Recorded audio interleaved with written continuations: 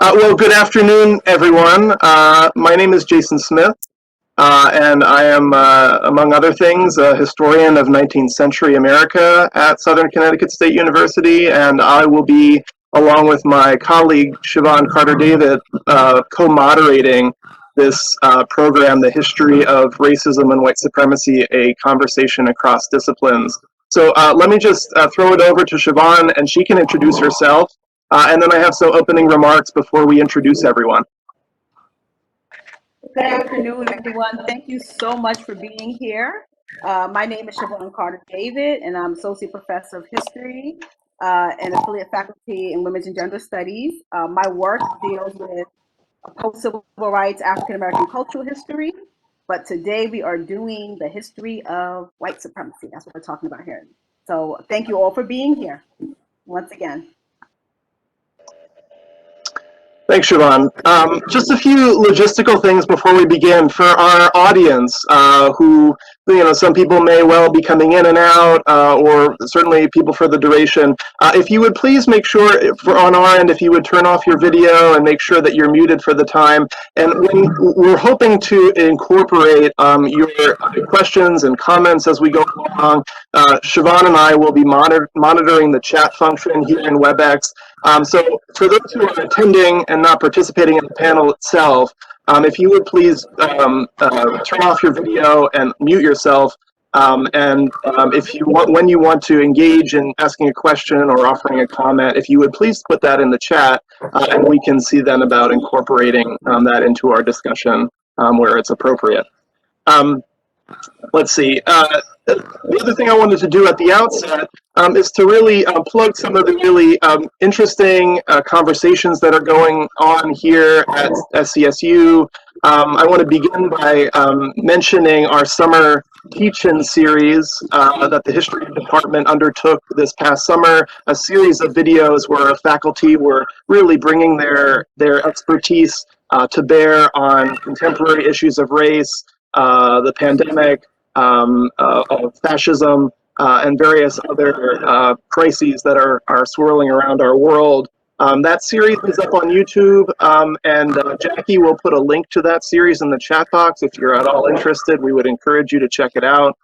I also want to plug a number of other Black History Month programs here at Southern, including Siobhan's program that she is leading, a film series on Black love. Four screenings over 4 weeks on Thursdays, is that correct? At 5 p.m. Jackie will put a link or a poster in the chat to that as well, so we want to plug that. And we also, lastly, would like to plug, there are many other programs, exciting programs happening here in the next month and across the academic year, even under these pandemic restrictions. But we also want to plug the College of Arts and Sciences program next week, featuring one of our distinguished guests and one of our distinguished alums, Donald Yacovone, in a program titled Confronting White Privilege in the Arts and Humanities. That's next Wednesday, February 10th, from 1:10 to 2 p.m. My understanding is that's open to the public and it is virtual, so please consider attending that as well. Okay. So let me just sort of lay out here what we were hoping to do, and then I'll throw it over to Siobhan for introducing our participants. So the history department really has been thinking a lot about the importance and the centrality of history to being a member of our community, not just on campus, but throughout the nation. And we've been thinking about the profound roles that history can play in our understanding of the world that we inhabit today. And we want to do more with trying to think about how we can bring that to our students and to the broader community. And so we really were aiming to convene a transdisciplinary group of students, alums, and faculty here, really premised on a set of videos on the history of racism and white supremacy that Jim Macalester has produced, and that our alum and friend Don Yacovone has brought to our awareness.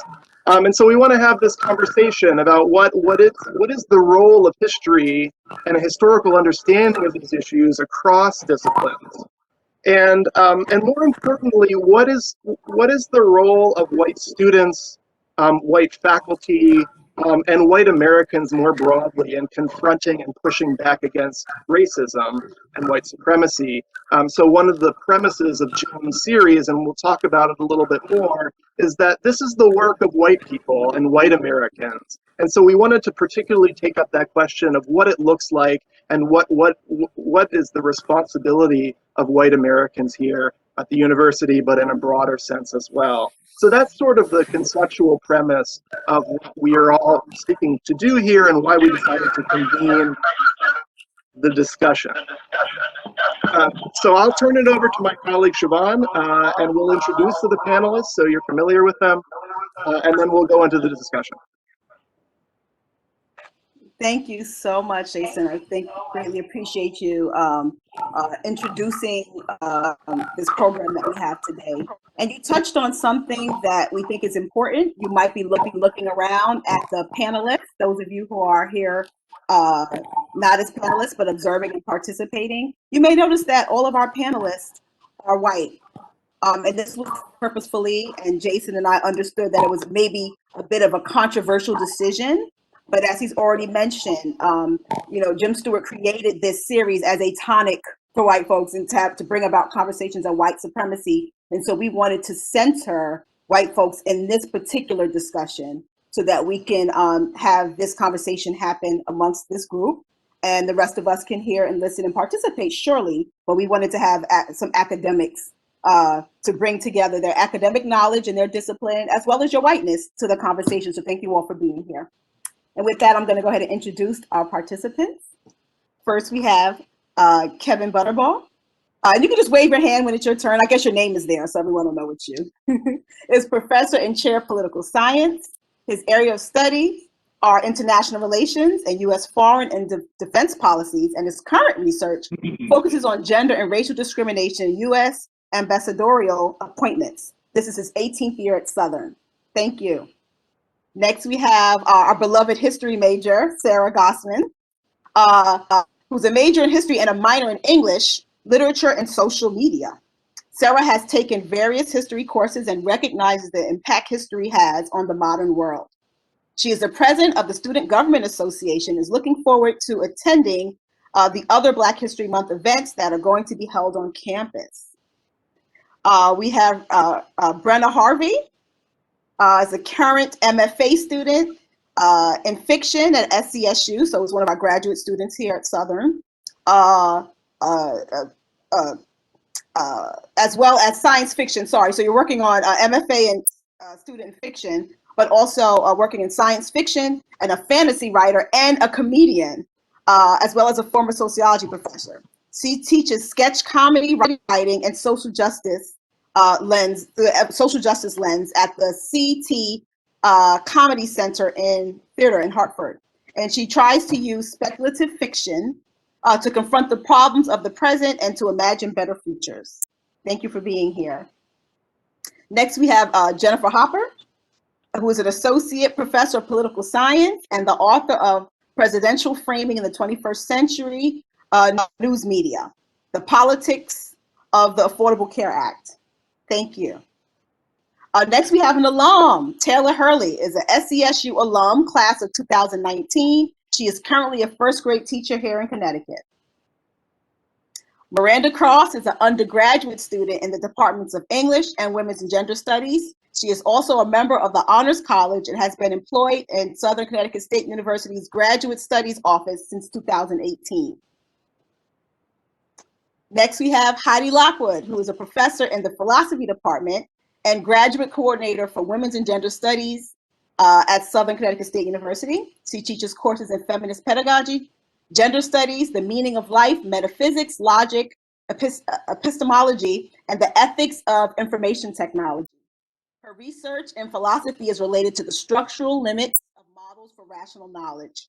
Her work in women's and gender studies focuses on Title IX advocacy and exploring ways to address the problem of power-based sexual harassment and misconduct in educational institutions. In addition to being a great friend, Cassie Meyerhofer is an associate professor of sociology at SCSU. Her research and teaching interests are in the areas of systemic racism, racial residential segregation, and the role of race in American policing. Her forthcoming book, American Racism, Law Enforcement, Residential Segregation, and Public Education, focuses on contemporary systemic racism as it relates to the ways in which our criminal justice system intersects with our housing and educational systems to create a matrix of inequality for Black people. Tim Parrish, who you made it here. Yes, we see you. Is the English Department's coordinator of creative writing. He is the author of 3 books, including his memoir, Fear and What Follows, The Violent Education of a Christian Racist, SCSU's 2014 Common Read. Next up, we have Jessica Powell, who's an associate professor of education in the Department of Curriculum and Learning and co-director of the Educational Justice Collective, an organization of SCSU pre-service teachers committed to educational justice. Her current teaching and research focuses on anti-racist and cultural responsive pedagogies in teacher education. And last but definitely not least, we have another one of our beloved history majors, Ethan Renkowitz, who is a junior history major and serves as a resident advisor as well. He also served as an orientation ambassador for 2 years and is currently serving as an orientation coordinator. So thank you all for being here. I believe that Dr. Smith will be introducing our special guest historians. Okay, so it is our great honor and privilege to have 2 distinguished historians of race and racism and white supremacy with us. As I said, Jim's video series is kind of our jumping off point, and I want to begin with them before moving into a broader conversation across disciplines. But let me introduce Jim Stewart, James Wallace Professor of History Emeritus at Macalester College. Is the author or editor of 13 books focused on American slavery and its abolition. He is also the founder of Historians Against Slavery, an international network of anti-racist, anti-slavery scholars, teachers, and activists. The creator, which I would love to learn more about, the creator of a historically themed line of activist sportswear. and the creator, of course, of Jim Stewart's Historical Tonic for Fragile White Folks, which is why one of the reasons why we're here today, a YouTube video series on the history of American white supremacy after the Civil War. Jackie, our intrepid department secretary, will put a link to Jim's YouTube series for those people in attendance who haven't not had a chance to view it.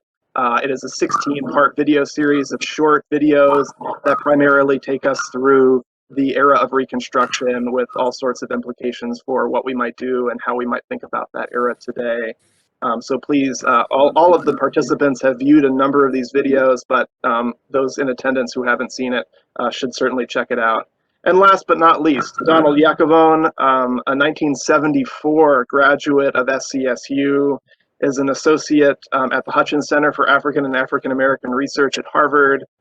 He has published 8 books on abolitionism, the Civil War, gender, and African American history. And is now completing Teaching White Supremacy, the textbook battle over race in American history. So thank you, Donald and Jim, for joining us in this conversation. Okay, so I guess what I'd like to begin with Jim and Donald to talk a little bit about their views of the role of the historian and of historical knowledge within the many crises that we face as a nation, of course, including our history with racism and white supremacy. I guess the first thing that I'd like Donald and Jim to talk a little bit about is, as historians, how do you guys interpret, or what were the thoughts going through your minds when you were viewing the January 6th Capitol mob insurrection as it unfolded? Can you tell us a little bit in real time how a historian views an event like that, which of course has all sorts of connections to our long and fraught history with race and racism? Jim, go ahead. Uh-oh. Okay, we can't hear Jim. Jim needs to be unmuted. He's muted right now. Jim, you need to unmute yourself. So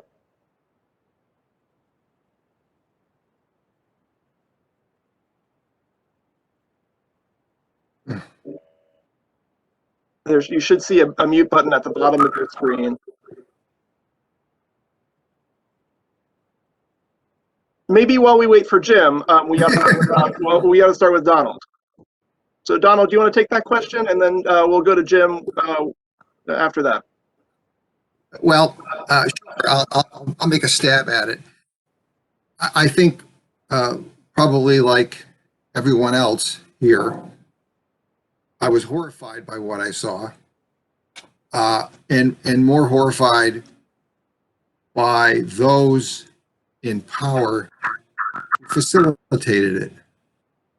Now, if this had happened outside of the Capitol building in the 19th century, it would have been rather common.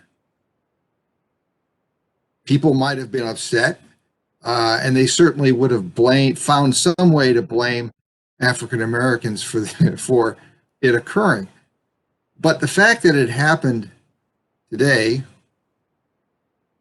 and in the Capitol building speaks to me to fundamental issues that remain, that have been with us since before the founding of the nation, and from what I can tell, will continue to be with us for years to come.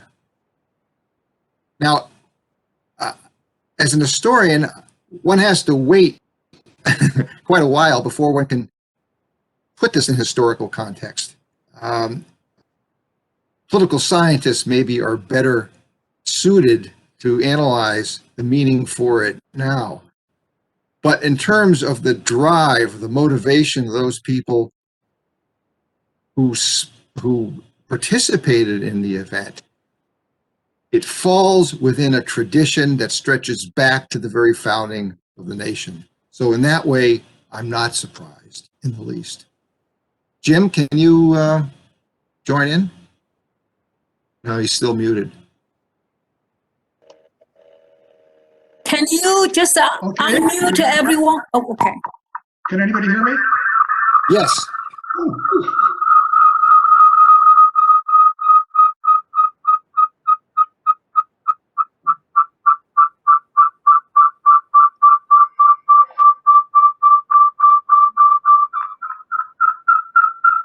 We've got some bad feedback here. Okay, it's going.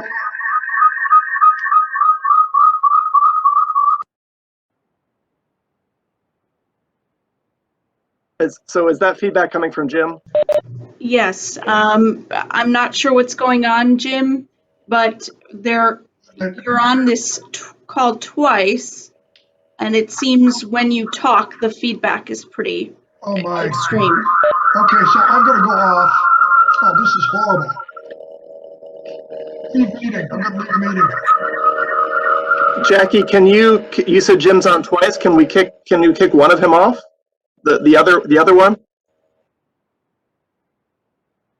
Okay, so let's continue, Donald, not to put you on the spot, but to continue to talk a little bit about, sort of more broadly speaking, what do you see as the role of the historian or of historical knowledge in this moment? How does that inform the sorts of decisions that we make? I think, one of the premises of Jim's series is that, there's a sort of mental, a set of choices, right? A sort of mental way of being, a way of inhabiting the world that Jim is really speaking to. Can you talk a little bit more about what the role of the historian is in this moment, or also to the role of historical thinking?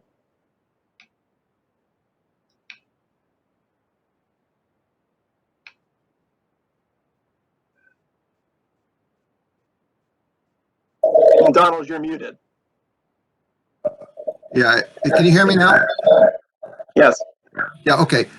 This is the most important question.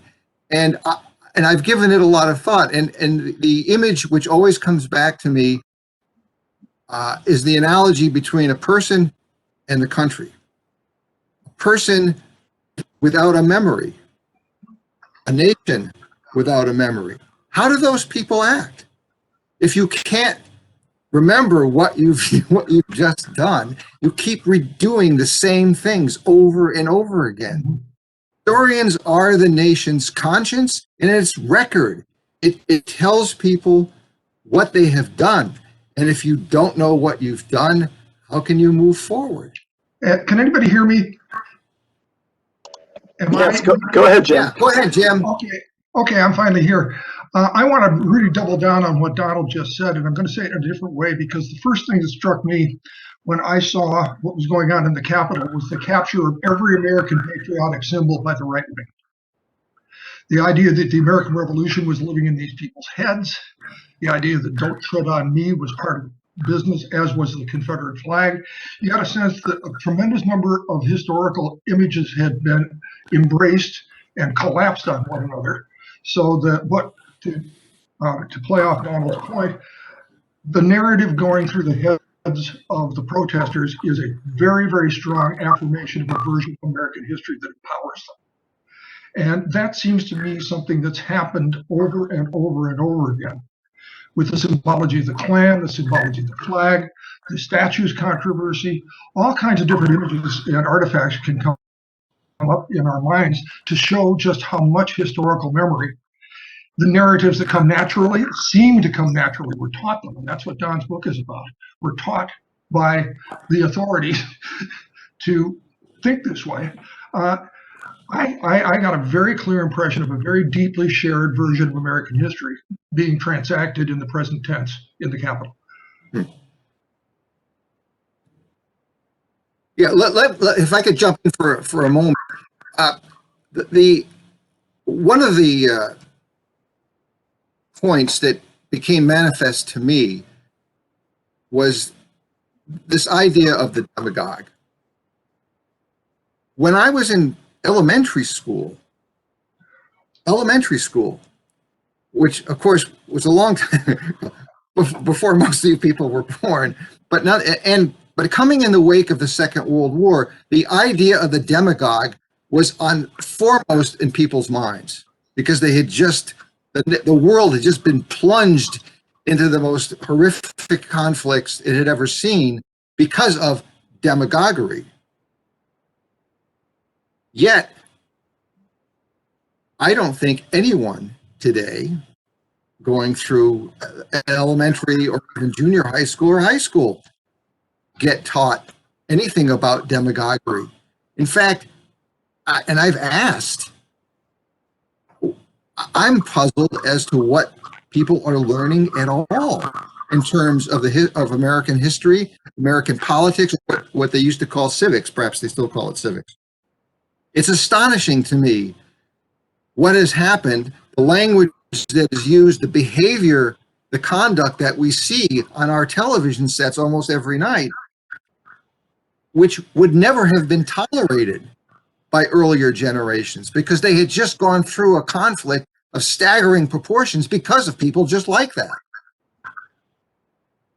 So Donald, can you give us a sense, given your study of American history textbooks, how this sort of unfolds in terms of what is being taught about American history, both about demagoguery and fascism, and certainly about race? Because if people reading or learning in American schools in the 1950s and 60s and 70s knew well about demagoguery, they were also being taught all kinds of erroneous and dangerous things about race and America's racial history. Can you absolutely bring that in a little bit? Yeah, the legacy of what we have been teaching our children from the founding of the United States, from before the founding of the United States, there is a painful consistency. And I know because I've looked at all the damn textbooks, and it is a painful legacy. Now, there is a period after the Civil War, during Reconstruction and into the 1890s, when we do have some alternative texts that continue the emancipationist interpretation of the Civil War and the intent of Reconstruction. There are textbooks, or a few textbooks that persist, that do not approve of slavery, do value the efforts of the abolitionists, and seek a true democratic society. There are a few, not many, but there are a few. When you look at the total number of textbooks and the themes that they presented from the 19th century right through into the 1960s and early 1970s, even into the 1970s, there is a consistent effort to portray African Americans as incapable and needing to be controlled by whites. That is the message which is reiterated again and again and again. It became, I've read so many of these textbooks, it got to the point where I could virtually predict what was going to be said. Now, even those textbooks which condemned slavery, which valued the anti-slavery movement, when they got to the history of Reconstruction, it all fell apart. It was as if white people suddenly learned in Reconstruction that, in fact, African American people were incapable of exercising political power, incapable of legitimately and accurately acting within a democratic process. Reconstruction, according to these textbooks, and these are textbooks which were used right into the past the 1960s, into the 1970s, presented these people as utterly incapable and requiring white domination control. Of course, probably worth pointing out, right, that the authors of these textbooks, right, are white and male. The people who are teaching from these textbooks, right, are often white, if not also male, right? To speak again about the role that white Americans play in this process. Wait a minute. But a vast majority of them are male, and they, of course, are all white for the most, in terms of the textbooks that got used. There were some African American authors during this period, and we don't want to downplay them, but they're not reaching out to the people who need the right version of history. The vast majority, the overwhelming majority of them are written by white people. They are written by males, and certainly in the 20th century are written by the best trained, most highly educated scholars the country ever produced. And the story they presented was no different than the one that Emma Willard presented before the Civil War. We're getting some comments from people. Siobhan, you want to bring some of those in? Yeah, I think the chat's very interesting. We have is it Sariana, who was in school in Connecticut, who's my age. So you were in high school in the 90s. Said as recently as the 90s, there was no history courses being taught at all in her school, right, for her, American or otherwise. I mean, some other folks have responded to the problematic way they've seen Reconstruction addressed in these textbooks, in a white savior kind of way. I always thought it was interesting that in these textbooks, they don't address the convict leasing system at all. It's not in the textbooks at all.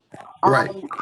So if this needs to be taught, obviously, but let's talk about why, right? And so, Jim, you make the argument in your video series that white folks are not responsible for what has happened in the past, but they are responsible for the way that it is engaged today. Could you talk a little bit about that distinction for us? Sure. The whole making of this video series, I had to walk a very, very fine line between presenting really, what would you call it, dismaying and awful and bloodthirsty history, in a way that people who are suburban white folks who sometimes live in gated communities can actually even recognize that it happened. I mean, the most understudied part of American history is the part that you just mentioned, which is anything that happened after emancipation.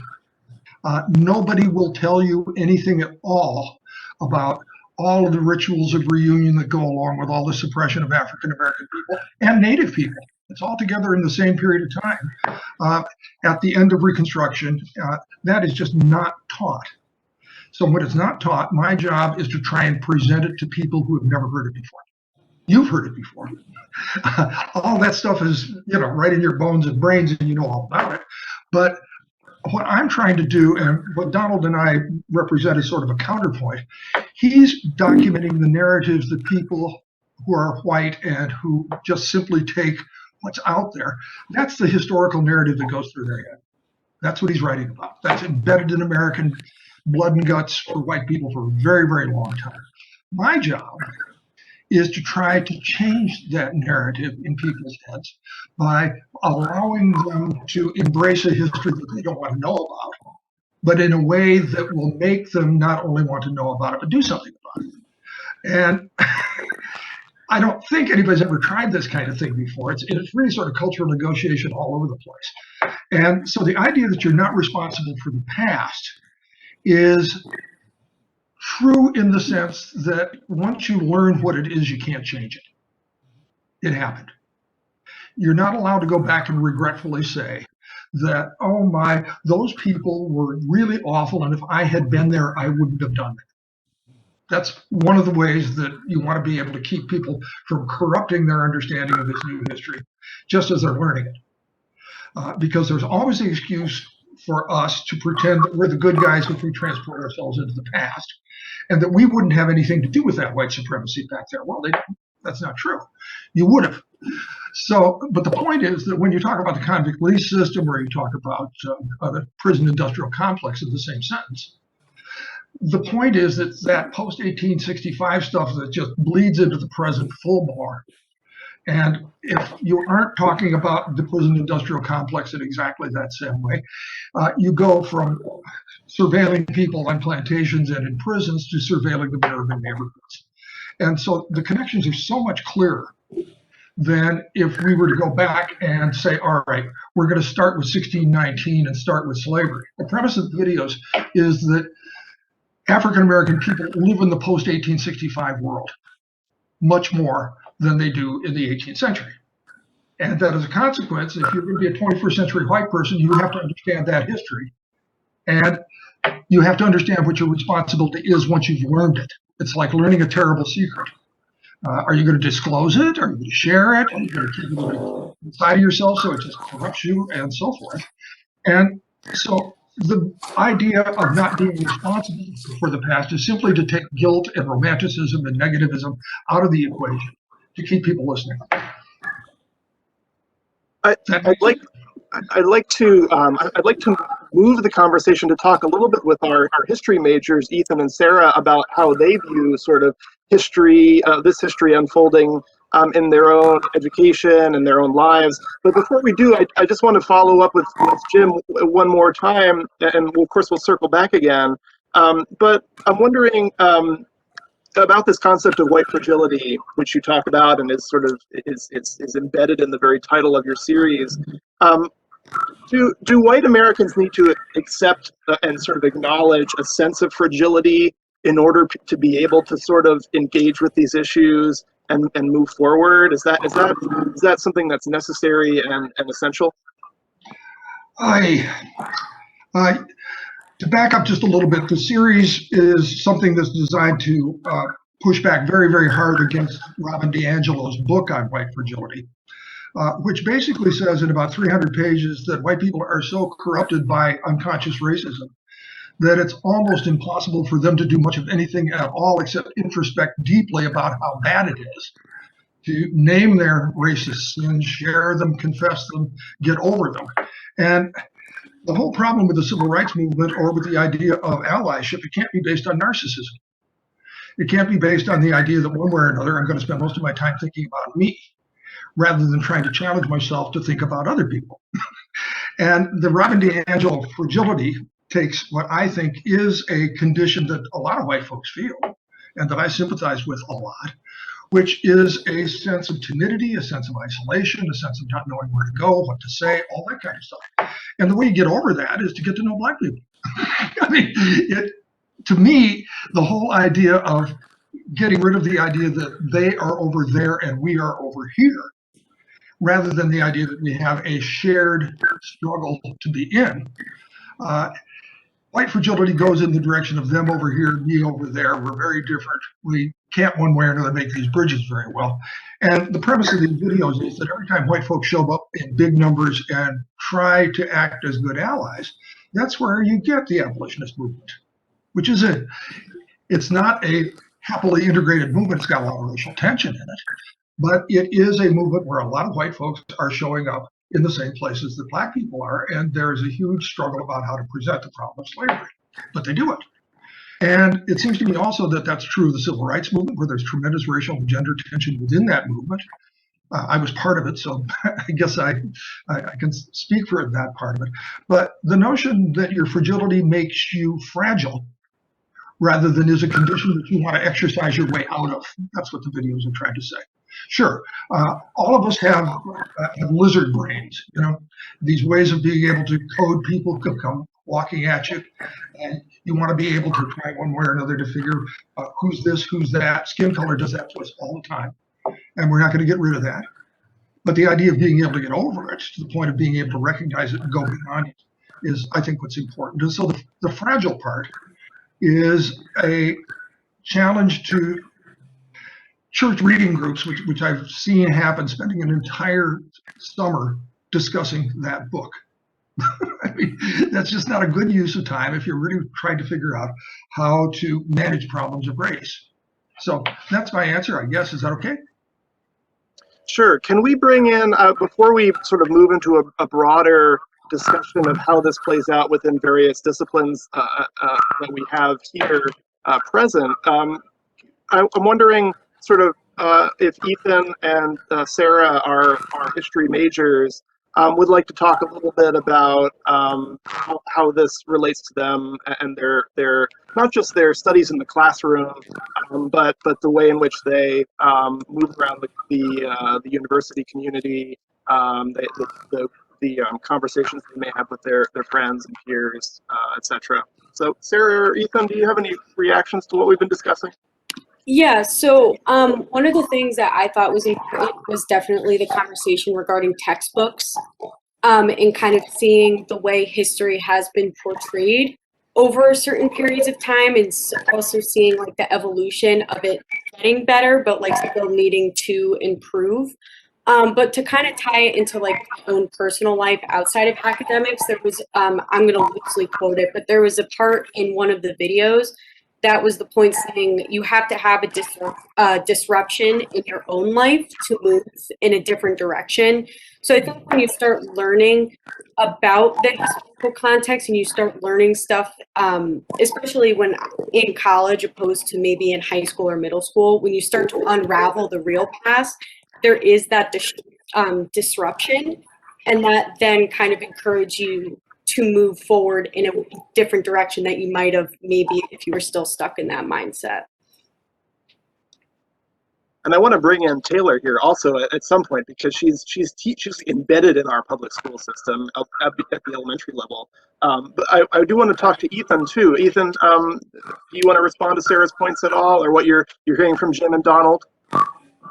Yeah, so personally, I agree with what Sarah just said, and like really looking at how even now, like textbooks still don't necessarily, especially at like the high school, middle school like levels, don't necessarily portray a remarkably accurate image, especially of like those time periods that we were discussing of like Reconstruction and essentially like the entire gap related to the causes that have occurred in relation to civil rights until the 100 years in between the end of the Civil War and like the civil rights movement in the 1960s, and how there isn't really a lot of talk about what is happening during that time, and only like coming to college and interacting that with history at higher levels does that really like come to light, at least for me. So personally, like having the experience of being able to see and read those texts now I find like an almost personal responsibility, I guess, to like share that with people who like aren't necessarily history majors, but also like I feel like deserve to know this information about like their own history as just Americans in general. So. Great, thanks, Ethan. Should we? I think we've been speaking a lot for a while now about sort of the central role of the historian in historical understanding. I want to continue to speak about that, but I want to open up the discussion to our students and alums and faculty from various disciplines across the university. I don't know where to begin exactly, but I wonder if anybody wants to piggyback on this conversation in particular and wants to jump in terms of what this means within the ways that they do research and scholarship or teach or learn. What does this look like in classrooms in sociology or in political science or in education, et cetera, et cetera?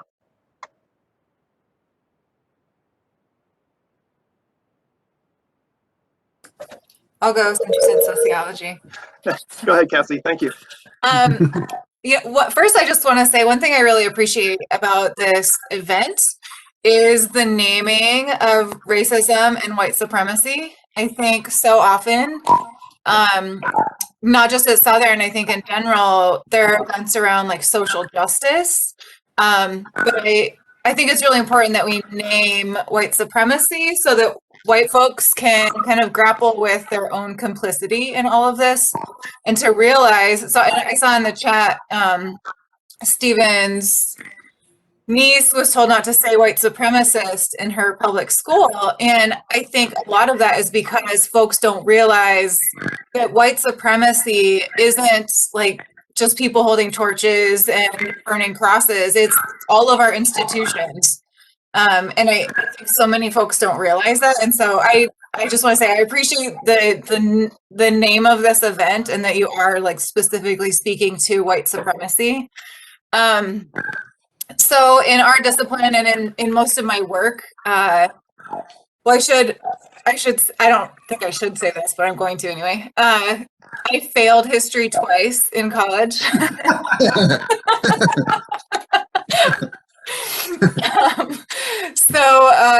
So my historical knowledge is not always on point in terms of specific dates, but in terms of contextualizing. So most of the work I do is contemporary racism. And obviously we can't talk about contemporary racism without talking about, you know, the social construction of race, without understanding where race came from, where racism came from. And so a lot of what I do is I use history to contextualize the contemporary work that I do. And I don't think students or anyone can understand how we got here without understanding everything that led up to where we are. So that's just one of the ways that I do that. Could I ask Cassie a question? Hello? Am I being heard? Please go ahead. One of the fascinating things about sociology is that the first time it's used in a title of a book is by a guy named George Fitzhugh writing a book called Sociology for the South, which before the Civil War argues slavery is the most benevolent and proper way to order human life. And since the origins of the term are very much embedded in racist thinking and racist thought, at the same time as you move through time, sociologists are also on the front line of deconstructing racism. I think, for example, about a guy named John Dollard who did a book called Caste and Class in a Southern Town in the 1950s. And all I'm trying to suggest is that the history of sociology itself is a really important struggle between racist ideas and ideologies and anti-racist ideologies and ideas. And I'm wondering if you've ever considered that as a way of thinking about your kind of work. Yeah, absolutely. Even in terms of how we organize our curriculum, I mean, even the textbooks that we have in our discipline are still very like, you know, upholding of white supremacy and patriarchy.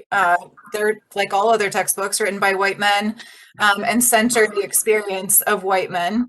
But yeah, historically, sociology as a discipline has, you know, has racist roots, and I think is still trying to kind of deconstruct that and climb out of that. And so I think you have sociologists who still are, you know, positivists in the sense that like there's like the scientific method and there's one way of doing things, and this sort of very like traditional way of being a scientist. And then there are folks who are trying to deconstruct all of that. And so I mean, even the conversation of like qualitative and quantitative work, and sort of the realness and the value of many voices in doing qualitative work. I think, you know, I think sociology has a long way to go. But yeah, I think the history of racism in sociology as a discipline is really important in what we bring to the classroom and what we bring to our research and how we kind of structure all of that. Thank you. Just a reminder to everybody, I see Tim's made a good point in the chat that if you're not speaking, if you could just mute yourself so we don't have as much feedback going forward, that would be great. Just a reminder there. And I should say to Cassie on the failing of history classes, if it was just based on not remembering or memorizing dates, you were probably not taught all that well. It was you weren't taking the right teachers and professors, for what that's worth. So can we broaden this a little bit more? Can we hear from some other disciplines? Can we hear from some students?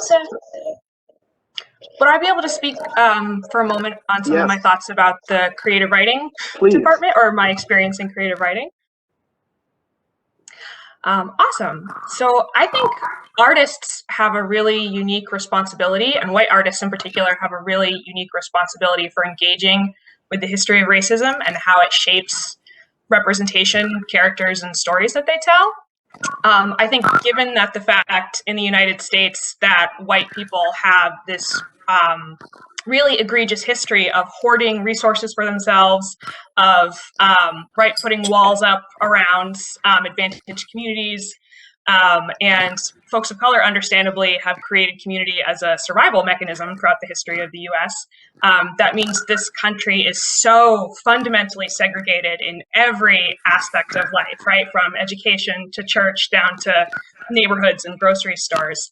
So I think one of the first places that a lot of people, and oftentimes the primary place that people encounter, right, the racial other, is through art. And when I think white writers don't interrogate how the history of racism shapes their portrayals of people of color, I think that can lead to like really massive reinforcement of incredibly harmful, toxic ideas. And so I think the creative writing classroom is a place where some of those toxic ideas emerge and can be really constructively interrogated. So one example I can think of is like salacious portrayals of women of color, like descriptions of, oh God, you know, sexy chocolate goddesses or whatever, like gross language like that. That has a very specific history, right, to justification of the rape of slave women under slavery. This idea that Black women are Jezebels, they're seductresses, their bodies are more inherently sexual and sensual and things like that, right? That's a controlling image of Black women that has embedded itself in white consciousness in the United States. So on white writers who may not actually regularly speak to women of color or know any, when they unconsciously sort of thread those ideas into their portrayals of characters, that feeds those ideas back into culture. And we all know representation matters, right? It can shape how we think, how we treat each other, how people encounter themselves represented in literature. So I think it's really important for instructors and aspiring artists to understand the racist history of the United States because of then the ripple effects that their own work can have in culture.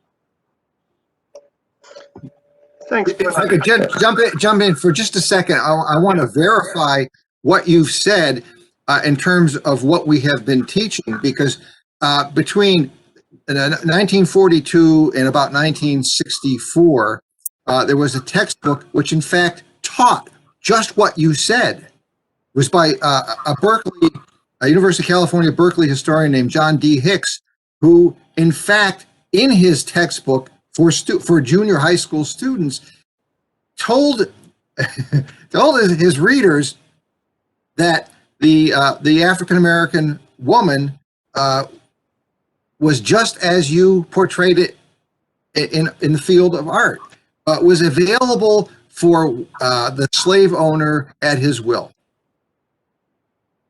We were teaching this to our students. And then those beliefs in turn have really negative consequences in the lives of women of color. Like, for instance, trying to get some kind of justice for things like sexual harassment and sexual assault, right? If there's a belief that it's like, you cannot actually be victimized in this way because you must have wanted it because you're, you know, a seductive, more sexual being, right? Then that has like really profound negative consequences in lived human experiences too. So there's this like horrible reinforcement mechanism with a terrible human cost. Right. I'm wondering, Tim, I see Tim's nodding his head. I'm wondering if you'd like, would you want to get into this in terms of talking about what this looks like in the creative writing classroom? And then I know that Jessica Powell had her hand up, and maybe we can move to Jessica for her comments as well.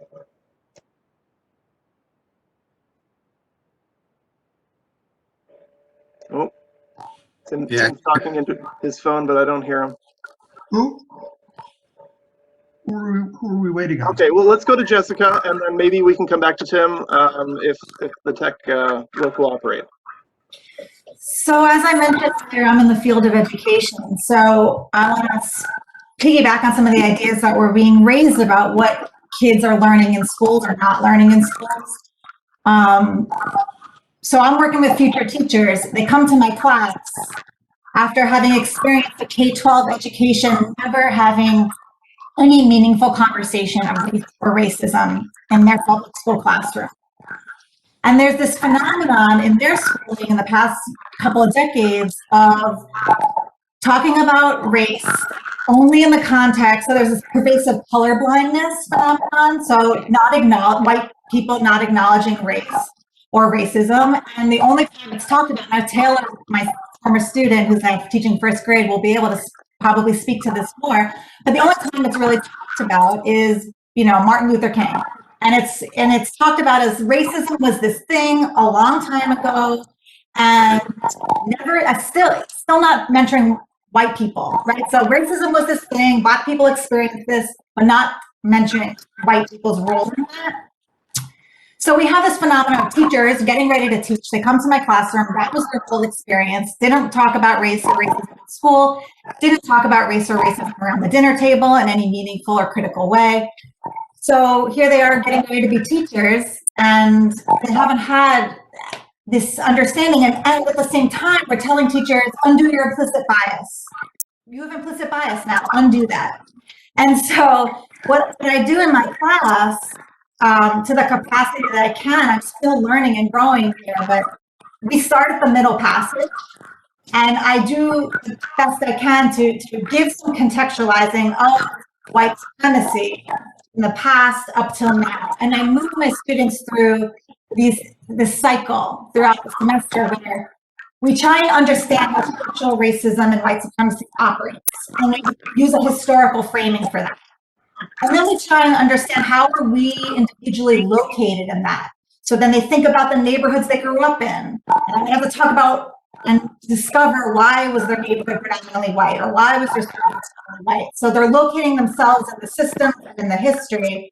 And then the last part of that iterative cycle is the praxis part.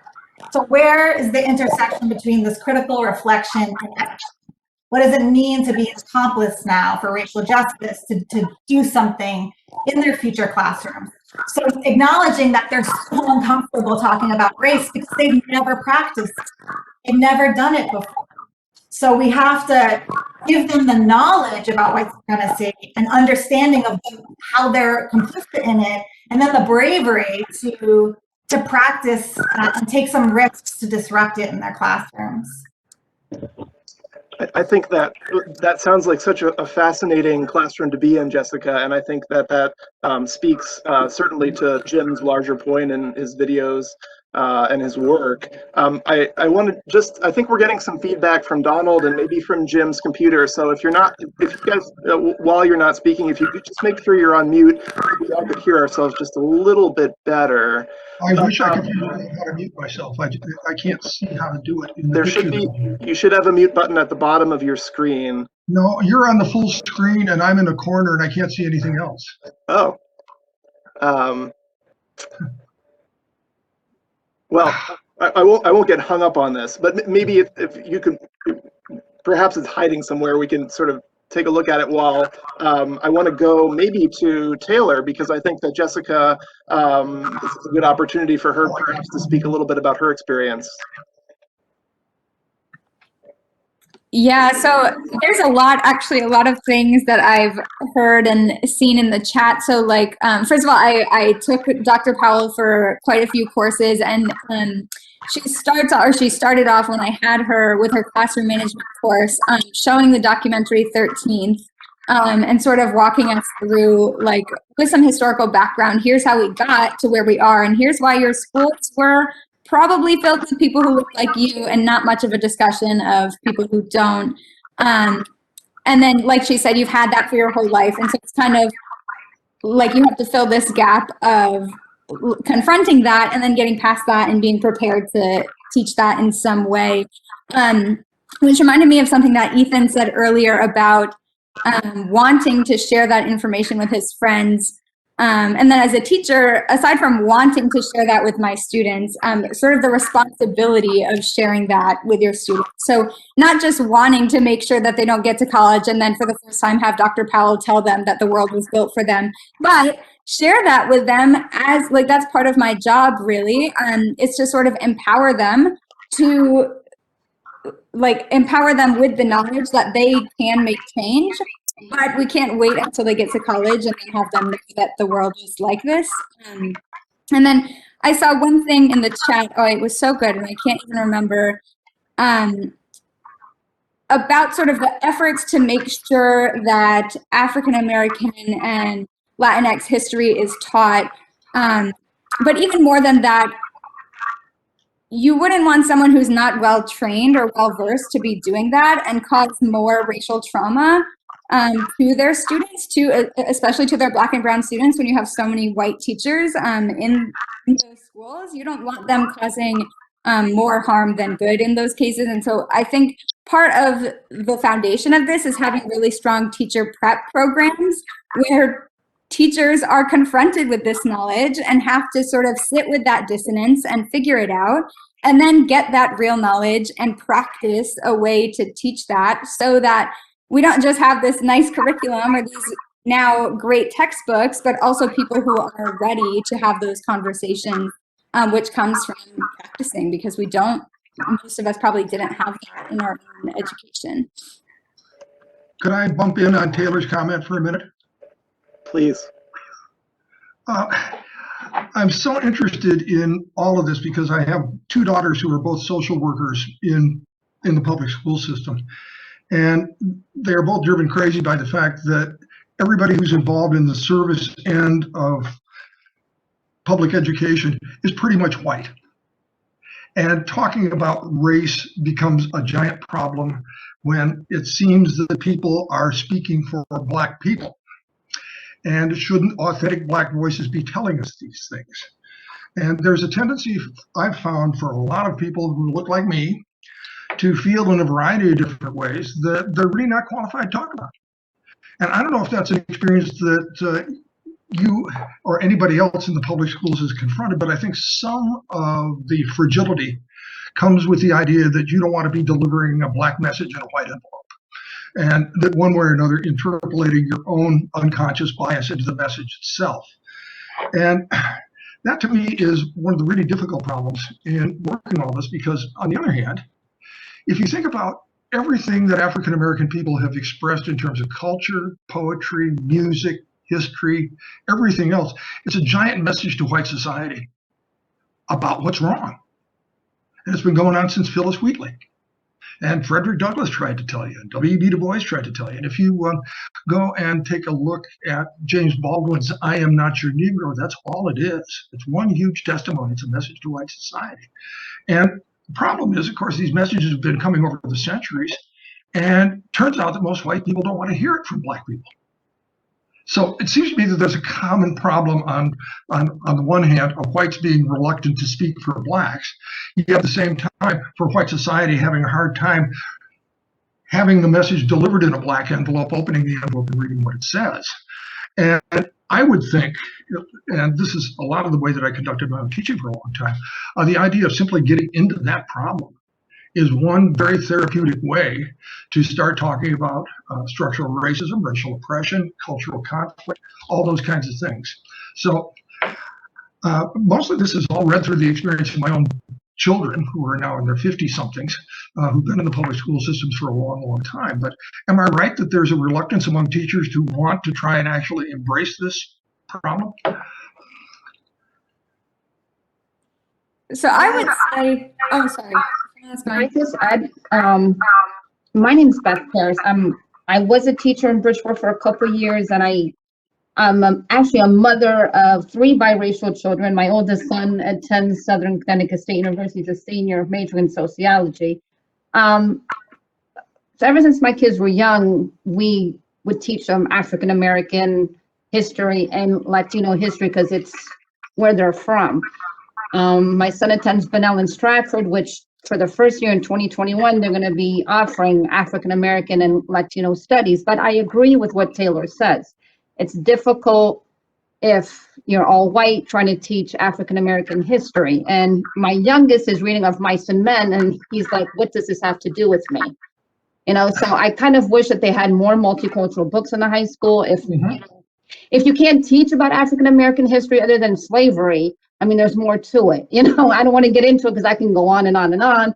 But, you know, as a parent of 3 biracial children, I kind of teach them their history as well, so to speak. And Cassie, comment to you, my son loves you, loves your classes. So, and hopefully he'll get admitted to the grad program and continue. But yeah, it's a conversation. I really wish they would teach more African American history and Latino history in the high schools, even in the elementary schools. But that's all I wanted to comment. Thank you. Thanks, Beth. If the audience who are seeking to ask a question or a comment could just keep it into the comment box. I do want to go into the chat and make sure that we incorporate some questions and comments along the way. But I did want to return back to Taylor because I think Jim was talking with Taylor and wondering about how this sort of played out in her experience. So clearly she's been well trained by Jessica and others, and maybe I wonder if that gives you added confidence or not. But you want to respond to Jim's questions? Oh, definitely. Yeah, I certainly can say that like not having had Dr. Powell's courses and Dr. Sinclair in the English department, if I hadn't had those, I don't think I would be willing to have those conversations in my classroom because I didn't have any practice, right? So from K to 12, you just sort of ignore it. I'm in my all-white school, and those are problems that don't really have to do with me. And it was those people back then that did all that mean stuff. But now Dr. Powell and Dr. Sinclair and all of my professors at Southern are saying, well, let's look at that system.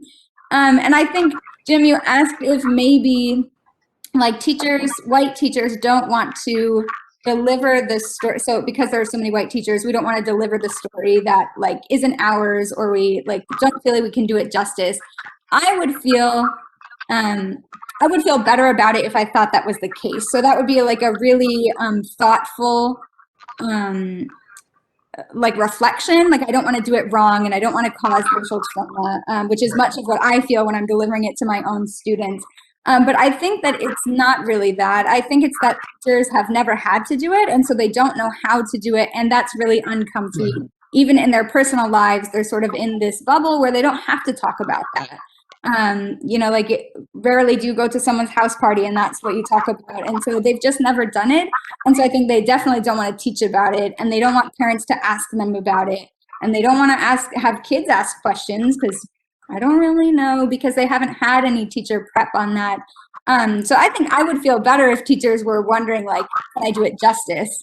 But I'm not sure that's the case. I think that it's just that having a strong teacher prep program that's rooted in anti-racist, anti-bias practices and preps you through that lens is what it takes to make it so that you're willing to have these conversations and sort of disrupt this pattern that we have of just ignoring it or not talking about it or getting, you know, fiction instead of fact in our history books. Thank you. I'm wondering if maybe we can bring in, I don't know if Miranda would like to speak to her experience and the her educational experience, either in primary and secondary school or at the college level. I'd love to bring Miranda here and also our faculty from political science, as well as from psychology and women's and gender studies that we haven't heard from yet. I know that Siobhan is monitoring the chat. Go ahead. Yes, Dr. Smith, I just wanted to do one thing before we move on to Miranda, because there are questions that are being posed in the chat that I think are worth incorporating before we move on. You made the point, Taylor, about teaching and education and bringing it in. But Steve Hoffler made a good point that teaching African-American and Latino history is not necessarily anti-racist. And I always make the argument that sometimes teaching about race is not teaching African-American history. For example, I've read countless books where people are teaching about segregation or civil rights, and it's not necessarily from a perspective of African-Americans. I've taught African-American history classes and have had students write discussion questions where they're asking about white people's response to it, and the book had nothing to do with white people, because they can't seem to imagine Black folks as their own historical actors, especially during slavery. But this brings us to a point about authentic voice. But Ramon posed a very important question that I think piggybacks on what you all were saying. Ramon wanted to know, is this white saviorism what's happening right here? We talked about a white savior in the context of how Reconstruction was taught in somebody's textbook. And Ramon wanted us to address what this conversation might look like and how it might correlate with that idea, having you all here. Of course, I made the point early on that we especially invited all white professors and students, particularly for that reason, to have this kind of conversation on white supremacy. Heidi? I'm so glad you incorporated Ramon's question, Siobhan, because I wrestled with that question myself. And actually, when we did the critical race theory teaching last fall, I did exactly what Jim was talking about in his videos. I exhibited white fragility and said, oh, you know, I'm white, so I'll just monitor the Facebook conversation. And I actively participated there, but didn't participate in the way that I did here. And then when I found out this is all white, I thought, well, wait, you know, are we white-splaining? What? I think Jim's videos really do a wonderful job of addressing that. We are not here to help Black folk right now. We're here to help ourselves. We're here to fix what is wrong with white America and what is wrong with white supremacy. Is that, Jim, you know, let me know if I haven't captured, you know, kind of the intent of your videos. But yeah, it's an excellent question, and actually gets to the key of, you know, of this particular session. Thank you so much. Jim, did you want to respond to that? Well, I think that in a sentence, if I could somehow put all that in a spray can and spray it around a room as an aerosol, it would explain my videos very well. Exactly. White society has to fix itself. It has to, in one way or another, understand where its problems and inheritances that create this circulatory system of bigotry came from, how to be able to understand why that's flowing through people's bloodstreams, speak frankly about it. And in order to do that, getting back to what people have mentioned before, taking some disruptive action of one kind or another. I mean, I think the way that I would judge the success of my participation in this particular occasion is whether it makes me do something. If it's simply something that I consume, and it's something that I say is, and this is a very value-laden term, an interesting discussion in heavy quotes, then it really doesn't get to the point of what could be taken out of this really great discussion, how I'm going to change something. If it's that, then it isn't just a privileged conversation among people who happen to have light skin.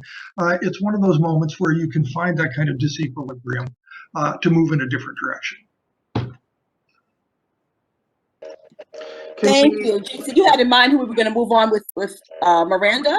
Well, yeah, I see Miranda shaking her head, nodding her head quite a bit over there, and I'm wondering if maybe she has something to add. And then I definitely want to go to my colleague, Jen Hopper, in political science as well. Well, I think speaking from my own experience with my high school and middle school education, and I'm sure as every other white education can speak to, English itself is really a form of us learning about history, studying narratives from the past. And when you're just forced to engage with an overwhelming amount of white narratives, specifically white male narratives, any kind of outside perspective that you get seems really more of a piece of tokenism. So it's not a Black narrative because it's a Black narrative and experience. It's kind of just comparative and supplementary to the overwhelming amount of whiteness that you're given. And I think even coming to college, and I'm grateful for this education, obviously, but looking at the English curriculum and the requirements, we have a Shakespeare requirement, 2 British literature requirements that are predominantly white male narratives, an American literature requirement, and then 1 multicultural requirement. And the problem, again, is when you're given this perspective of an overwhelming sense of whiteness in history, you're not forced to step outside of that at all, or to seek those other narratives or see where those perspectives are one-sided. So yeah, I'll just go along with that. Go ahead, Jen. A little bit. And I think part of that is that anyone who's falling outside of whiteness is also forced in their writing inherently to evaluate and talk about their non-whiteness. And I think the responsibility of white writers now who are presenting their narratives into an already overwhelming field of whiteness is to start to evaluate their own whiteness and how that's harmful, and kind of start to deconstruct that. Go ahead, Jen. Yeah, I want to add to what folks are talking about here, that the incredibly important piece of whose histories and whose stories are omitted or given short shrift in academia and in our public education system. In political science, I think there's not only that issue, but also the issue of some of the more sinister and subtle ways that the way in which we practice our research and our teaching in the discipline can have discriminatory threads in it that aren't always immediately apparent. And so, like many of the rest of you in your disciplines, political science has a very checkered history, and early on overt writings that supported things like segregation and backed various kinds of Jim Crow policies, et cetera. But when I was getting my PhD in political science, like, you don't learn about the incredibly racist views of the couple of guys at Columbia and Princeton who founded the discipline. You don't learn about that. That's not really something that's covered. And I think that's only really come to the forefront in recent years. And it matters not just to know what people thought back then, and isn't that problematic, but because of how much it still sets the tone for what we teach and what we research today. So much of political science is about institutions and political elites and voters. And for long periods of time, the discipline just completely ignored people of color, classifying them not as political elites, and not as voters due to mass disenfranchisement, et cetera. And so just written out kind of the story of political development. And I think even in the present, when we talk in American government about things like the passage of the 13th and the 14th and the 15th Amendment, or the Civil Rights Act of 1964, the Voting Rights Act of 1965, it's often told through the lens of, and then Abraham Lincoln issued the Emancipation Proclamation, then radical Republicans passed these amendments, and it classifies Black Americans as basically non-political actors. These are things that happen to them, and not providing the kind of agency to say, well, that I think that there's been some pushback now in terms of the scholarship to say, well, who freed the slaves? Slaves freed the slaves, that it was the political agency of Black people throughout American politics and throughout American history that had such an impact here. And, I also echo some of the points made by Heidi and Jessica here, that it's a learning process, how exactly you teach this in a way that conveys both accuracy and provides people with the kind of political political capital and political agency that they have, and acknowledges that, I think, is really important. And I know it's an issue in international relations too, in the study of interaction between countries. My colleague Kevin can probably talk more about that, but just thinking about some of the subtle ways the way we teach things also have this history rooted in white supremacy. And so parts of, Jim's series that were about like the law of gravity, right? The kind of sense of white supremacy in that context, or fish don't see water, right? Those kinds of sentiments really resonated with me. Is Kevin still here? Does Kevin want to pick up with that, and then maybe Jim can talk a little bit about that white supremacist law of gravity that Jen referenced? Is Kevin, our other faculty in political science, still here? I don't see Kevin on the participant list. Okay, thanks. Jim, do you want to respond? About the whole trope of the law of gravity, is that what you're talking about? Yes. Okay. Part of this is just because I'm 80 years old, and I've been a lot of places and I've done a lot of things. And during the course of all that, I really have spent an awful lot of time with dark-skinned people. And as a consequence of that, not saying that we stand in each other's shoes and feel each other's pain, it has become really, really clear to me that the moment-to-moment presence of white people showing up when they're not there in the lives of dark-skinned people is constant. In other words, I tried to talk about it as white noise at one point. It's a given that white power and white decision-making and the white application of cultural standards and all kinds of stuff hits dark-skinned people in the face every time you step out into the world. That much I learned. And thinking of it that way is a way to be able to understand, as I say in the videos, that whether we're there or not, we're showing up. The notion that you're sitting in your suburb while George Floyd is murdered, remember I come from Minneapolis, St. Paul, and asking yourself the question, what are those people doing over there? The question is a very distanced question, but it's a question that shows that you're showing up by not showing up, because you're condoning. Some people take it in a much more extreme direction to say white silence is white violence. And so the idea that one way or another, the default position of American society is to pull us in a systematic white supremacist direction that really is built from the bottom up, from the personal choices that all of us make. And I just tried to put it in very simple terms in the videos. Where do you go shopping? Where do you find spiritual nurture? Who do you know? And the idea is not that everybody be friends, but the idea is to be informed and learn. And the idea of a lot of education goes on at your place, goes on at my place, is that you want to go over cultural boundaries and barriers to learn things. Not with the idea that you're going to find world peace or anything else like that, but you are going to lead a richer life and you're going to be more responsible for moral choices.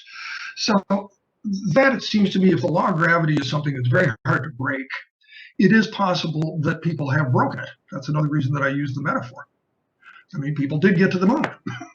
People have defied the law of gravity simply by driving their car to a certain extent. So it's a contestable concept.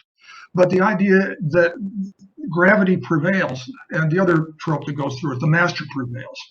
I did a biography of an abolitionist named Wendell Phillips, who said, the minute that the 13th Amendment was passed, we have abolished the slave, the master remains. And that means the same people are there wanting to do the same things they used to do, even though the conditions have changed. And that is his expression of what the law of gravity means. It's just that as you can pass laws, you can make injunctions, you can do all kinds of other things, but the basic tendency of the law of gravity is to have the master remain. And that is sort of a metaphor and also a sort of meta-historical statement, is a lot of what I'm trying to get the videos, the people watching the videos to understand that they are showing up if they're not showing up. And that's something that if you put it in front of you, you have to make a choice about whether you want to continue to do that or not.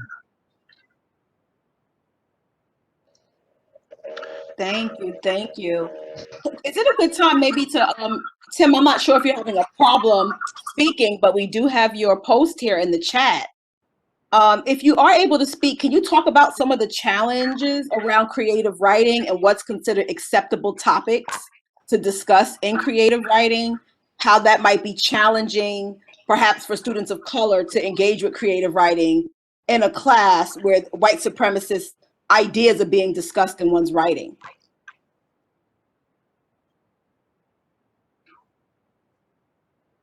I'm talking to Tim, and I think Tim's gone.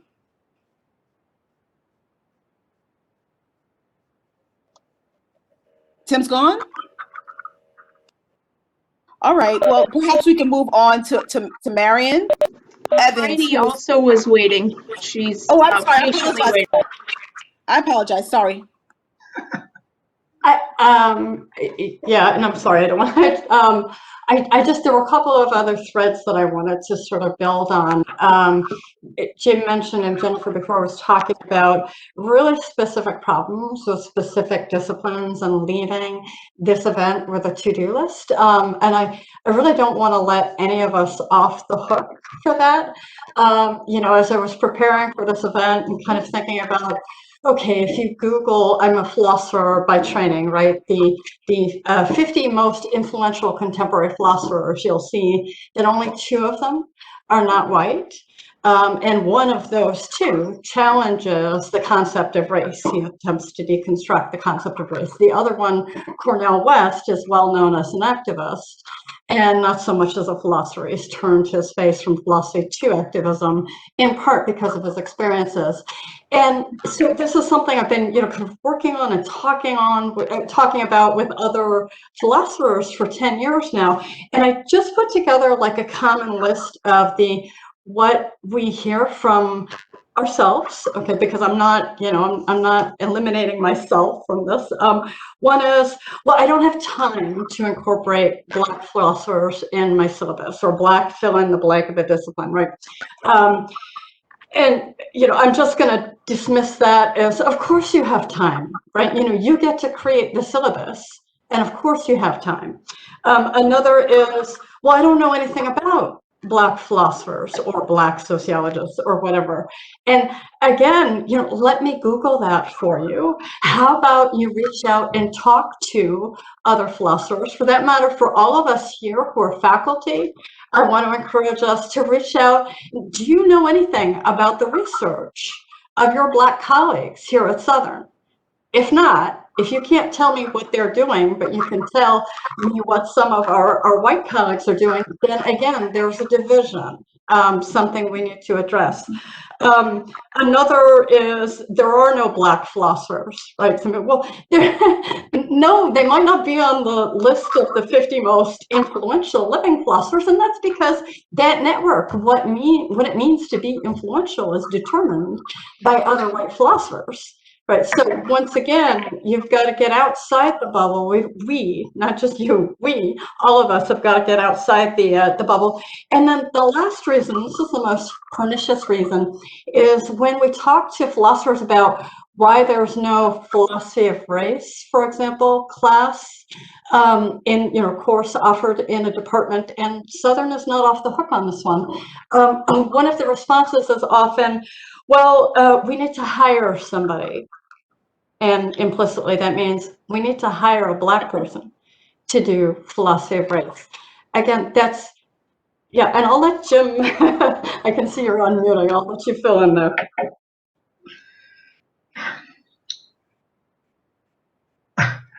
Did that comment come to me? I don't know what's going on. Yeah, Jim, do you want to respond? Yeah, I do.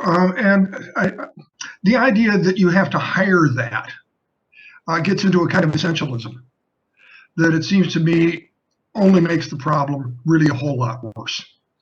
The idea that one way or another you want someone to teach this and do it very well and do first-class research and all that sort of thing, it seems to me is what you want to hire.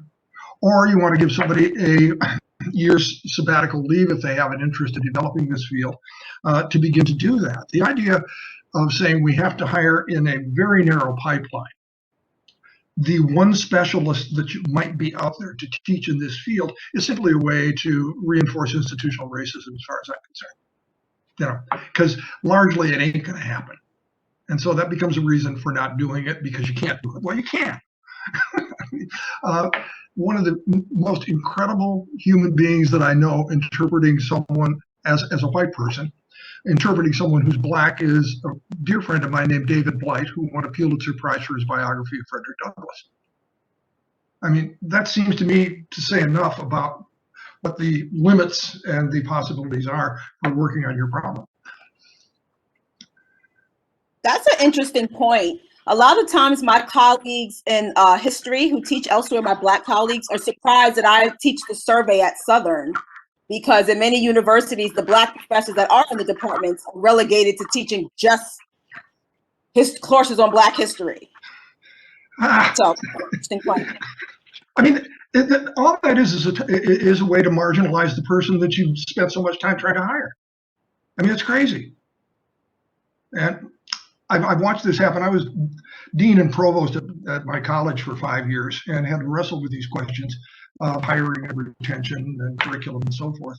And the idea of boiling it down to essentials just seems to be the wrong thing to do. Siobhan, do we have any more comments or questions in the chat that we can bring into the conversation? I think obviously the question of hiring faculty is really important. It's a question that we continue to talk about at Southern, and we should continue to talk about it. I want to also hear more from our students, beyond just hiring practices and priorities. From that administrative perspective, what they want to see in the classroom. I think we've been hearing some of that already, but maybe we can hear from some more students. And I'm not sure if there are some things from the chat that we want to incorporate as well. There's one last point in the chat, and this point was made by Dr. Marion Evans, who teaches in public health. And this might be a good thing for us to talk about before we move on, only because I don't think we have any sciences people here outside of the social sciences.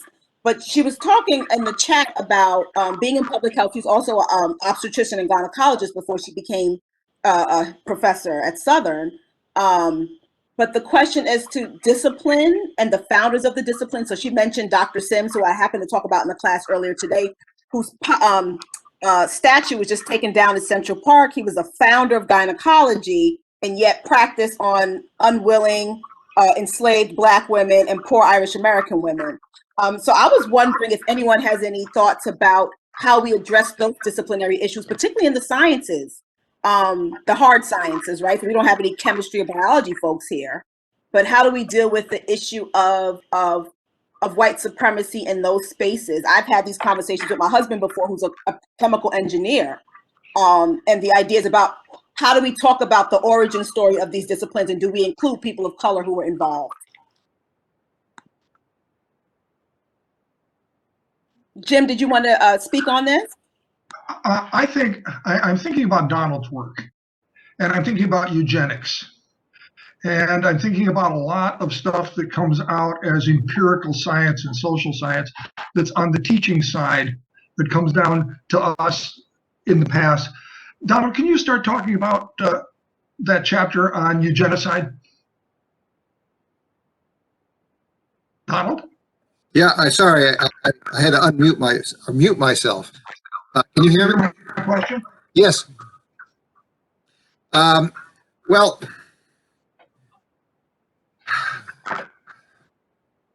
science plays a critical role in the perpetuation of white supremacy.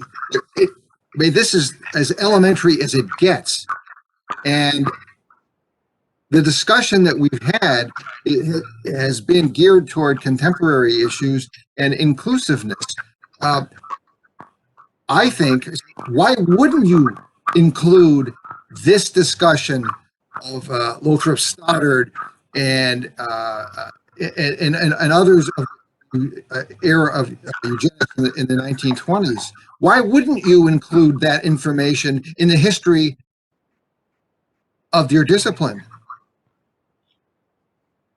I can't imagine this. If you're not including it, you're not relating the true story of your discipline. History is no different. English is no different. Science is no different. This is are you telling the full story, or are you telling a edited version of your story? I spent 6 years at the Black Abolitionist Papers Project and 6 years with Skip Gates, but I didn't need to be told what to include in that story. The story is who did what, regardless of color. And if African Americans are part of this story, they're there, they're getting included. And I have in my mind to be sensitive to that part of the story and not have it fall away. All of this, and I want to emphasize this strongly, and this is something which I have seen listening to this discussion for over an hour now, goes to the idea of identity. And by identity, there are two issues I mean here. One is the way white people, white I put in quotation marks because even whiteness changes over time. Americans have always identified Americans as white. In 1700, Samuel Sewall, mostly remembered for his role in the Salem witchcraft trials, wrote the first anti-slavery pamphlet in American history. And he described African Americans as, quote, extravasant blood. That is blood that flows outside the main veins and arteries of the body. So from the very beginning of American history, we have identified ourselves as, quote, white, unquote, excluding African Americans from the story. They live in a kind of parallel existence. And their existence is to serve white people. And that is a theme which is replayed nauseatingly again and again and again in the way we have taught our own history to our children and continue to. Just last summer, a group of African American seventh graders went to the Museum of Fine Arts in Boston, and they were given an orientation by staff, and they were told to bring no food into the museum, quote, and no watermelon, unquote. Yeah, this is shocking. The issue of identity continues and is central to the problems we are discussing now and what certainly I have looked at from the beginning of American history to the present day. And if we continue to identify the true American as white and everyone else as sort of an add-on, we're always going to have this trouble, period. One final example. Also last year, there was a protest by high school students in my town of Medford, Massachusetts. And and they were protesting the way history was being taught in this town. And one of the students, an African-American female, admitted one of the first things she said, this was carried by the local newspaper, the high school made her hate herself. It is stunning that in 2021, the most elementary of issues still are afflicting us.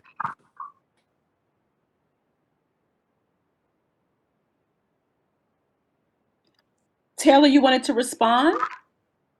Well, it just made me think about Dr. Powell a little while ago put in the chat something about like curriculum violence or like the null curriculum. So what we don't teach says a lot about like our beliefs and our values. And I think like that just reminded me, like the most basic thing we can do, right, even in elementary levels, is have books that are mirrors for our children. And even then there's pushback against that. Like we don't want to hoard resources. We have tons of books already, you know, like that null curriculum, the things we don't teach, centers what we want it to center. This group obviously has a very clear like purpose, but like it centers what society wants it to center, which is white people and white curriculum, and it leaves out all of these things in the sciences that we're talking about. And I think that we can't neglect to recognize that part of that is intentional. You know, like even when we say that we don't need more books or we have resources already or we have to hire someone for that, that's intentional. You know, like that holds up what we want it to uphold. Yeah, you know, and just last year in a Boston suburb, an African-American teacher, I believe it was English, but I could be wrong about that, in high school. And remember that in high school, curriculums are formed in various ways, but they are given to teachers to teach, and they are essentially told what to teach.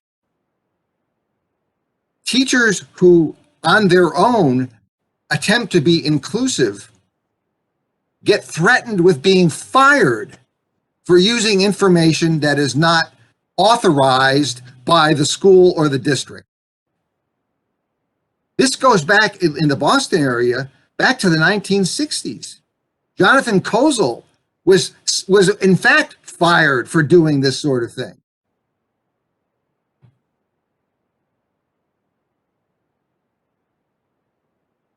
Yes, thank you so much for this. I wanted to acknowledge as well our provost, who is a scientist and who has commented here in the chat about how this shows up in the sciences. And he said science holds equal guilt and much more recently has worked to unwind the illusions built into older literature. The horrible use of eugenics has been undone by the science of genetics.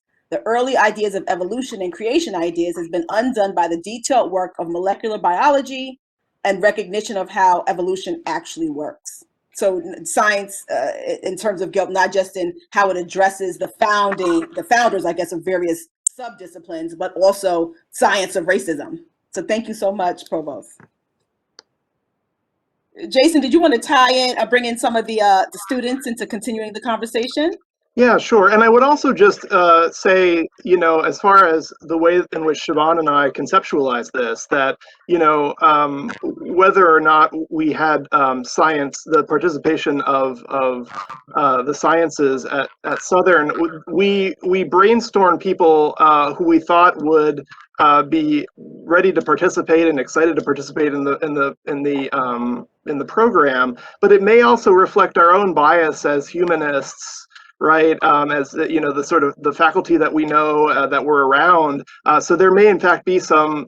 I don't want to speak for Siobhan, although I guess I am in some way. But there may have been something sort of built into the kind of folks that we invited to participate in this conversation, and that, you know, perhaps if we were to do it again, and we should do it again, we should cast our net even wider to consciously, but more consciously, invite scientists into the discussion. So I want to take responsibility for some of that myself in the way that I helped to set up the program. But I do want to bring in some more student voices if there's anyone who wants to jump into the conversation here.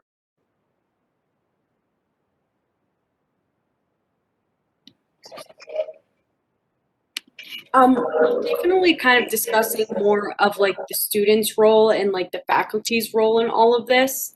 I think it really just comes down to, we talked a lot about like the curriculum and how, you know, we're hoping for a change and we want to implement that change, whether we become educators ourselves or whether we're just going to push for that. But I think it really comes down to just creating an environment alongside of the curriculum that you're teaching, because if the environment for those conversations isn't present, the curriculum isn't going to, although the curriculum is implemented and those lessons are going to be implemented, if you don't have the environment to have that conversation, whether, especially the uncomfortable conversations, the curriculum isn't going to be as effective as it would be. So I think definitely having that environment and also listening to students of color, faculty of color, and definitely doing our best to incorporate, like we were saying, like books and also different perspectives into those curriculum and lessons as well.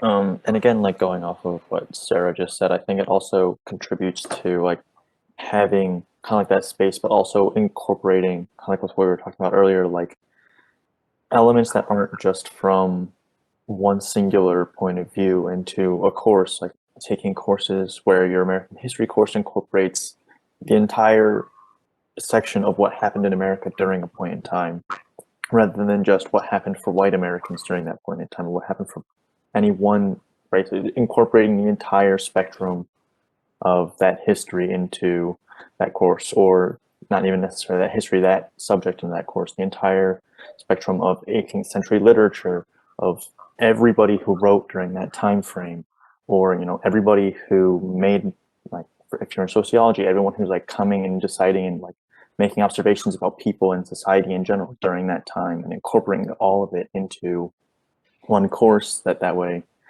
we have a liberal arts program that's supposed to be diversified, but the courses in each of those steps are also diversified, rather than just having to take individualized courses that are diversified.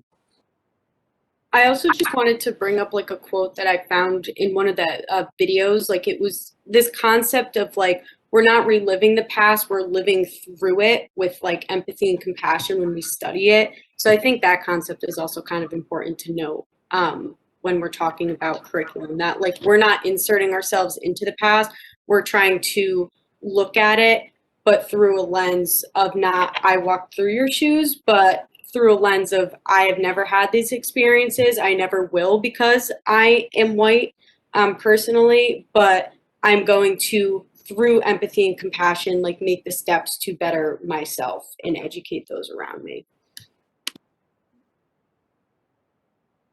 Go ahead, Jessica. I was going to build off one of Sarah's ideas about the space, the classroom space that we create for this work, and raise the idea that how the classrooms that we are typically in embody to its core white supremacy in our way of being with each other, like with the teacher at the front of the room and everybody sitting quietly, speak when spoken to. That's this very like historically white Anglo-Saxon Protestant way of being.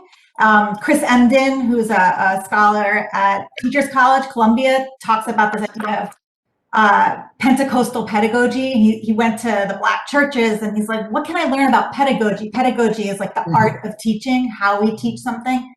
What can I learn in those spaces? And when he would go in those Black churches, he would see, the same students who were like bored out of their minds in the classroom. They're like standing up, they're clapping, they're cheering, there's interactions, call and response. And the people in that space are having an embodied learning experience. And so while that might not be a genuine, authentic thing for, a white Anglo-Saxon Protestant person to do when they're teaching, right? I'm not saying to pretend to not be who you are, but to acknowledge that our classrooms are typically white supremacist spaces in just the way we create the learning environment. And when we could sit in a circle and spend time with stories and counter stories and bring in our whole bodied selves, that in and itself is a disruption of white supremacy in our classrooms. So I just wanted to bring that point up. Can I make another comment? One thing that my son mentioned when he was taking a class, he was in a racial and ethnic studies class for sociology, and they were talking about racism, and the student said, well, racism doesn't exist anymore. And my son tried to say, not the way the history taught it to, with slavery, but it does. Like if I wore a hoodie and I walked into a bank, they would think I'm there to rob the joint. My son has braids, and we were down in Charlotte over the summer pre-COVID, and the stares he was getting, like I don't think he was paying attention, but it's scary that we were in 2019 or 2018 when we were in Charlotte, and he politely asked a guy in the elevator, what floor are you going to? This white middle-aged man wouldn't even look at him. He just held up like 2 fingers to show the 2nd floor. So he looked at me, he's like, Mom, I can't live here. He's like, I don't want to live here. Because he wanted to move to Charlotte, because everybody's like, oh yeah, Charlotte is up and coming. So we went to check it out, and he's like, I can't live here. So I think the whole idea is for people to say racism doesn't exist. It does. Inadvertently, like my son drives around with his insurance and his registration on his visor. And it's something that my ex-husband has taught him to do, because if you get pulled over, you don't want to go into your glove box and get your documents out. You know, it's sad. Now I have a 13-year-old that eventually when he learns to drive, I have to have this conversation with him. So, you know, it does exist, and it's sad. And I think more needs to be done to teach other people, you know, students that, I don't know, it's just something needs to be done, I guess. Sorry for rambling. No, thank you. And I think as we Dr. Smith, you can let me know if we're thinking about sort of wrapping this up now. I was kind of taking note on how you all discussed, or we discussed, ways to move forward. So of course we talked about diversifying the curriculum, what that might mean on a micro level, macro level at the university. Teaching the history, of course, and white professors in particular engaging with that. I love, Jessica, what you said, break off the shackles. This is how I wrote it down. Break off the shackles of respectability is one way to move past this notion of white supremacy, this idea of propriety and how one presents themselves while they're teaching. What else might we add to this list of forward movement in this regard?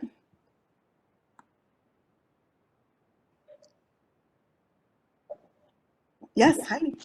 One thing we haven't talked about yet is fear. And, you know, that sometimes people talk about brave spaces instead of safe spaces now. But I think this also comes up not just in terms of, you know, sort of colleague to colleague or faculty confronting our own fears, but also, you know, showing respect and care for students' fears in the classrooms. We are living in an environment of fear, and certainly what happened on January 6th only accentuates that. I think it's important. You know, of course, the first step in dealing with fear, like many things, is to name it. But I think it's important to explicitly name it in our interactions with students, and to talk about our own fears too, as we're doing here.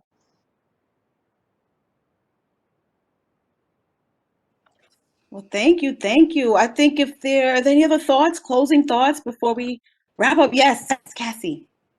I'm just kind of thinking and reflecting on one of the questions that we were asked to think about, and it was, what are the responsibilities of white faculty? And I'm sort of thinking about, and Stephen Hoffler and I talk about this a lot, but like what I can say in a classroom and what he can say in a classroom. And I think for white folks who are doing anti-racist work, I think it's really important that we recognize the privilege, especially for tenured white folks, the privilege that we have in a classroom. Like, you know, I can on the first day of class say white supremacy and know that the student isn't going to go to the president and, you know, complain about me and try to get me fired. And so I think because we can do that, we need to be doing that. And, you know, unfortunately, the point that Jim brought up about folks listening to white folks more than they're going to listen to black folks, that is true. And I don't want it to be true, but because it's true, white folks need to be doing this work. And we shouldn't be delivering black messages. We should be dismantling white supremacy, and we need to use our privilege and our power to do that in the spaces where we have privilege and power. So I'm thinking about that in terms of like the disciplines that are being reflected here today, and then also how we can do that across campus more broadly, so that, you know, I know someone brought up the sciences, and I really appreciate what Bob said about like genetics research. But I'm just thinking about, like, you know, why aren't we talking about the history of racism in biology? And can we do that? And can we have more professors who are using their positions of power to start kind of chipping away at, you know, why certain majors are predominantly white? Why is that? Can't we, if like, for example, when faculty push back with, well, we don't have any people of color in our major, well, then we especially need to be talking about it in those majors. That doesn't mean, you know, that doesn't mean we're, you know what I'm saying. Anyway, yeah, I think it's really important for us to think about just like putting all this together and thinking about like, you know, white saviorism and not doing this work to save anyone, but doing this work to disrupt white supremacy and using that power, using our power to do that. So, yeah. I think you stated all that so beautifully, Cassie, and I think that's the reason why, as Jason said, you know, you all were kind of like a pre-selected group of folks who we knew would be interested in talking about this, but we might want to consider casting our net wider to include folks who are maybe not, you know, predisposed to these kinds of thoughts. I would also like to add too, I know that Trisha Lynn is here from Women's and Gender Studies. She and some other folks have been doing for a few years now, I think, correct me if I'm wrong, a decolonizing the curriculum event. And those have been really helpful to getting us to think differently about how we might incorporate diverse thoughts into our classroom teaching. I regret that it seems that we've lost Jim in this conversation. No, oh, he's here. He's here. Okay, great. Oh, yeah. I wasn't seeing him. I think this has been a great conversation. I have learned a lot. I think it's been a fruitful one. And I want to thank all of our participants. I want to thank everybody who's attended and commented and asked questions. Should we leave the last word for Jim and Donald to you know give us some kind of send off or some observations as they've heard the conversation here as they're our special guests? Yeah, I'd like to go first if I could. Sure. I hope that everybody listened really carefully to the passion and knowledge that Donald was giving you as he talked about the whole business of identity. And the reason that I think that's important to understand is that the idea that history is somehow objective, history is somehow neutral, history is somehow a dispassionate way of weighing pros and cons.